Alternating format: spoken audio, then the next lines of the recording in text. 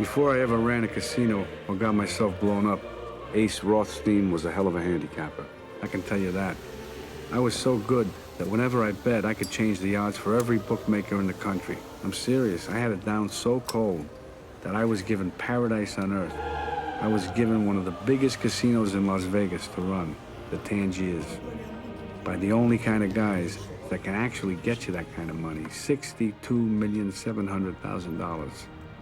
I don't know all the details. Matter of fact, nobody knew all the details. But it should have been perfect. I mean, he had me, Nicky Santoro, his best friend, watching his ass. And he had Ginger, the woman he loved, on his arm. But in the end, we fucked it all up. It should have been so sweet, too. But it turned out to be the last time that street guys like us were ever given anything that fucking valuable again.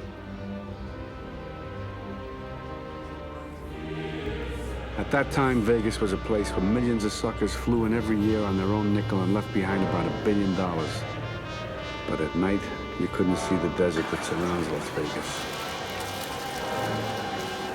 But it's in the desert where lots of the town's problems are solved.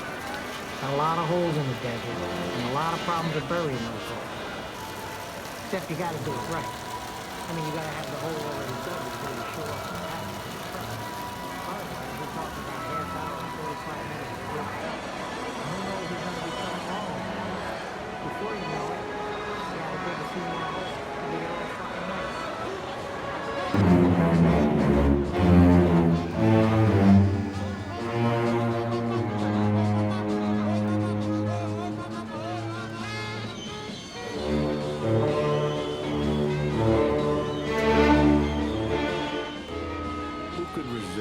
Anywhere else in the country, I was a bookie, a gambler, always looking over my shoulder, hassled by cops day and night.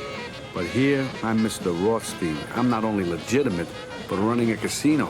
And that's like selling people dreams for cash. I hired an old casino pal, Billy Sherbert, as my manager, and I went to work.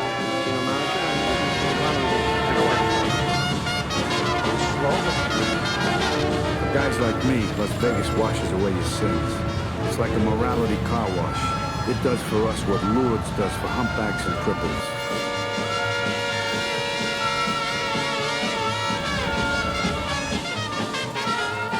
And along with making us legit comes cash.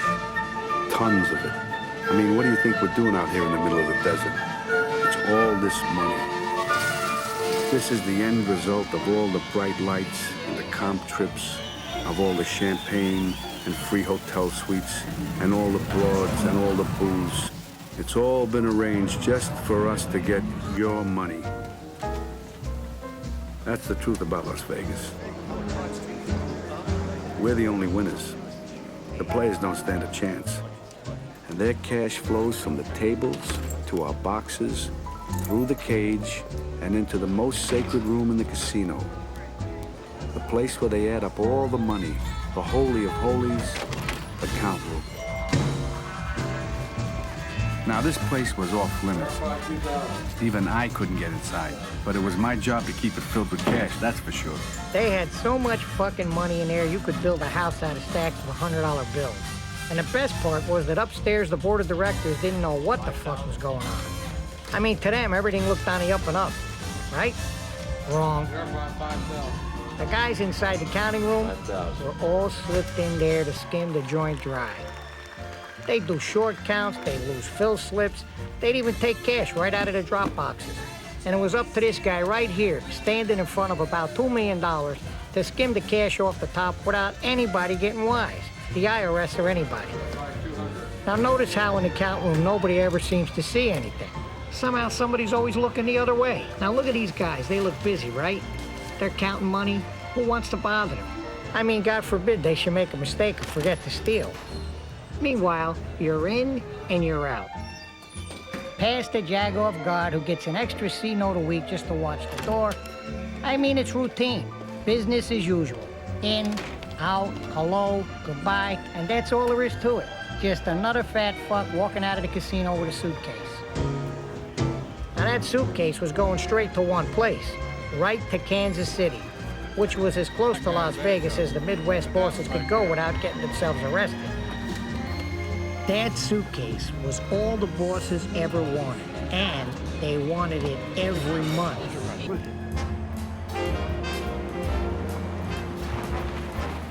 Now this old Mormon fuck here, he had to fly in with suitcases once a month. Nice and easy. Something smells good. The bosses would come from all over the place. Detroit, Cleveland, Milwaukee, all over the Midwest. And they would meet in the back of this produce market in Kansas City. I mean, nobody even knew. One of the guys made his mother do all the cooking. See that guy Jerry Storiano? Now these old greaseballs might not look it, but believe me, these are the guys who secretly control Las Vegas. Mama got lampshade again. Because they control the Teamsters Union. And that's where you had to go if you wanted to borrow money to buy a casino. Nobody got a Teamsters loan unless the guys in this room knew they were going to get their little suitcase. Guys like this antique over here out of Detroit.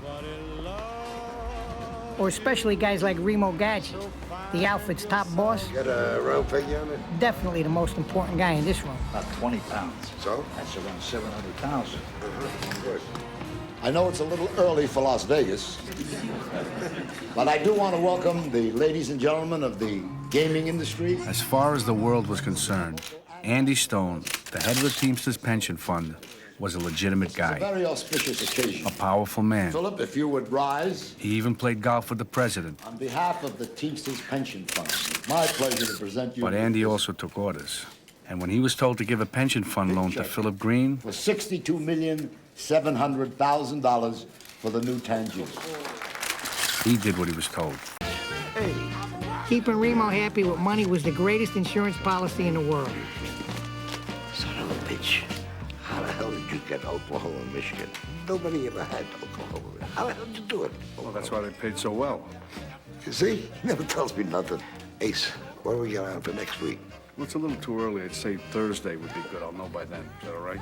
Okay. You come by the house? I'll come by. 7 o'clock. 7 o'clock. Good job, that way. Keep it up. Okay, Ace. Hey, Nick. You know, I'll be right up. Najamullah. Nicky. See that guy? Keep a good eye on him. He's making a lot of money for us. And he's gonna continue making a lot of money for us. Keep a good eye on him. Don't like the fucking face out there. Without brains. Okay. All right. Okay. You know, come on. Yeah. Fine. Let me take this. So now, on top of everything else, I gotta make sure nobody fucks around with the golden Jew. Chase, a couple of shoes. Yeah, we made a great pair. I made book, and Nicky made sure we always collected. The old men loved us, and why not? They all made money with us. How did Nicky collect? Every week, like you're supposed to. Don't ask. And where the fuck is money? I don't see his money.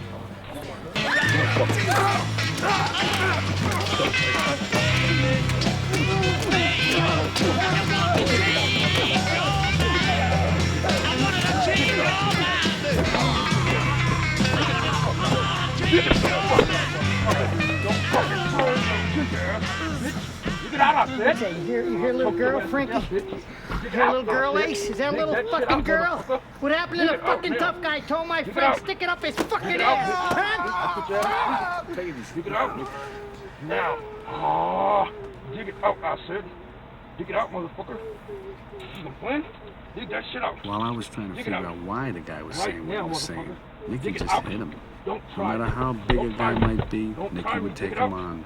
Dig You it beat out, Nicky with motherfucker. fists, Dig it he out. comes back with a Dig it bat. out. I'll let you go, Beat him with a bitch. knife, Dig it out, bitch. he I'll let comes you back go. with a gun. Dig it out. And if you Give beat me him the with money, a gun, bitch. I'll you let better you go. kill him. You Because leave he'll the keep fucking coming money, back I will let you and go. back until one You of die, them is bitch. dead. I'll kill you. I'm serious about this shit. Dig it out, motherfucker. Dig it out. Dig it out now. Don't pull anything else out.